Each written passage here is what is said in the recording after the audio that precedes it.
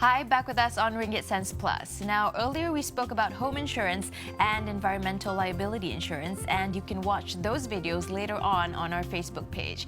Now, for this part of the show, we're again turning to Facebook, where we often get questions from you, the viewers, about personal finance. Now, we've changed some of the data and some of the names in this question to help protect our viewers, but basically the answers and the situations are basically the same. So to help answer these questions, we'd like to welcome back Bruce Tum, Head of Financial Advisory Channel at Ringgit Plus. Hi, Bruce.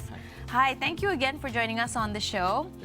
As always, it's fun to have you guys help us with financial problems that our viewers are facing. So this week we have a question from Roslan. Now, Roslan is 21. He's actually still studying, but he will be graduating soon. And he has a girlfriend, Fatima. Of course, they're planning a future together. But for now, Roslan wants to find a job in the Klang Valley when he graduates.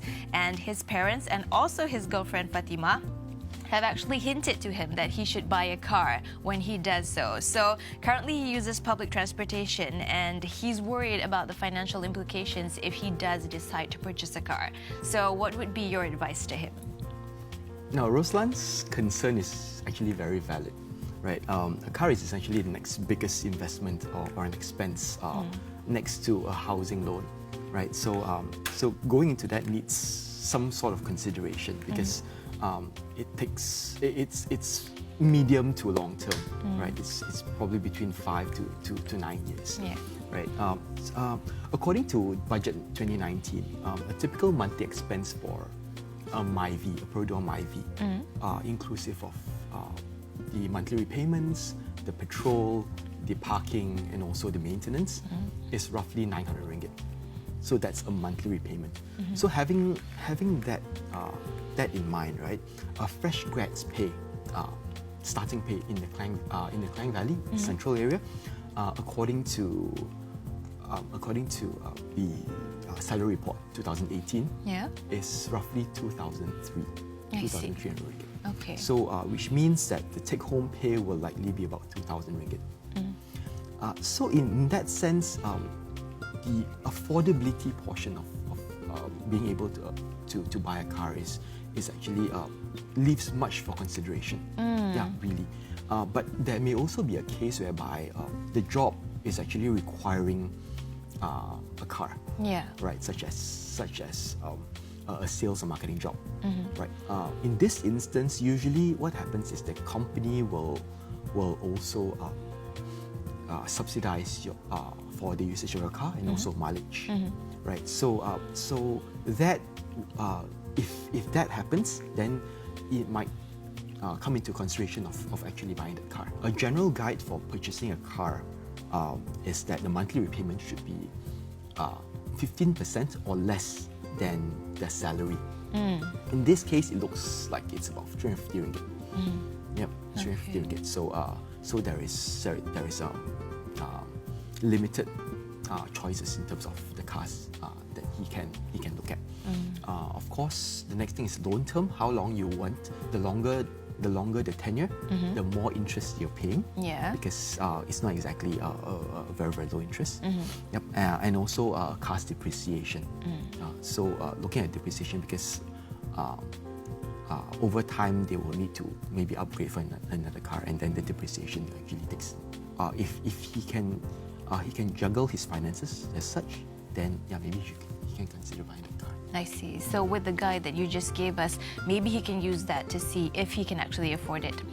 Okay, so Roslan is also considering another thing. He's planning to get married to his girlfriend Fatima in about a year's time after he starts his job. So he plans to start saving for his wedding with the income for his marriage, and Fatima tells him that they should get married faster so that they can actually save money on rent and food if they stay together. So she is suggesting that Roslan takes up a personal loan to pay for their wedding. So what do you think? Is it true? Will they save money that way? And what about taking the personal loan? Do you actually advise that? Okay. Okay, do bear in mind that borrowing is always fun, right? Because you get a sum of money all of a sudden. But the repayment is never fun. Right. So the likelihood is that when they get married, they will need to to rent a bigger place. Not only not a room will not suffice. Yeah. Right. So they need a bigger place. So rental costs will also escalate, and food will also be a little bit more. Right. They can cook, but then it'll be more. Everything else will probably stay the same. Right. So looking at for example, looking at a 15,000 ringgit loan for as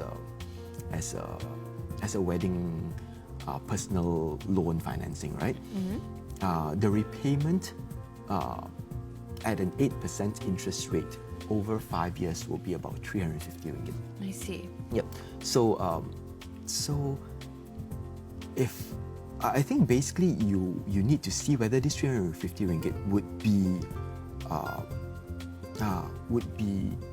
you have to weigh out whether this 350 ringgit versus the savings that they will get staying together. Yeah. Would this be justifiable? Yeah. So, because if it is, then please by all means. Okay. Yeah. But otherwise, if it adds into the burden and things like that, then I think it will be quite burdensome because we don't know whether Fatima will be working thereafter, or she's going to be a stay-home wife, and things like that. Okay, well, thank you so much for helping us. Hopefully, Roslan and people like him have learned something from what you've shared with us today. Appreciate it. Thank so you. much.